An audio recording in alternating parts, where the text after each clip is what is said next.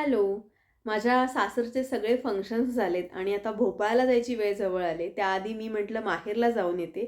Of course नेहमीच जाते मी तिकडे आल्यानंतर.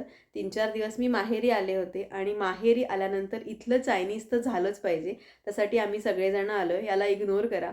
बरं, माझे हे सगळे भाऊ-बहीण आहेत छोटे आणि आम्ही सगळेजण चायनीज खायला आलो आहे. कारण सगळ्यांना इथलं चायनीज प्रचंड आवडतं. या दोघी माझ्या बहिणी आहेत, सिद्धी आणि सृष्टी. बरं, जवळच आहे चायनीज कॉर्नर, काही लांब नाही आहे. भोपाळला चायनीज मिळत नाही अशातली गोष्ट नाही आहे, पण कधी-कधी असं होतं ना, एखादं कम्फर्ट फूड असतं किंवा आपण जे लहानपणापासून जी टेस्ट खात आलो आहे, ती टेस्ट आपल्याला कुठे मिळत नाही. तसं याबाबतीत होतं माझं. म्हणजे हे लॉलीपॉप आहेत, हे ड्रायवाले आहेत, हे मला प्रचंड आवडतात इथले. आणि बस. आणि हां, टाईमपासचं पण मी एक सांगते.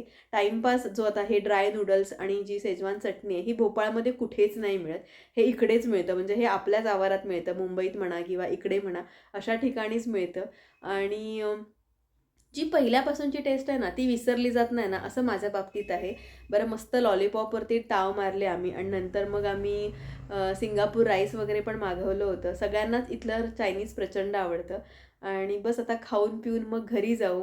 कारण सगळेजण सोबत असतील तर अजून मजा येते. छोटीशी आमची पार्टी झाली सगळ्यांसोबत. आणि तुम्हाला कसा वाटला हा छोटासा मिनी ब्लॉग मला नक्की कमेंट करून सांगा. Thank you so much for watching. Bye bye.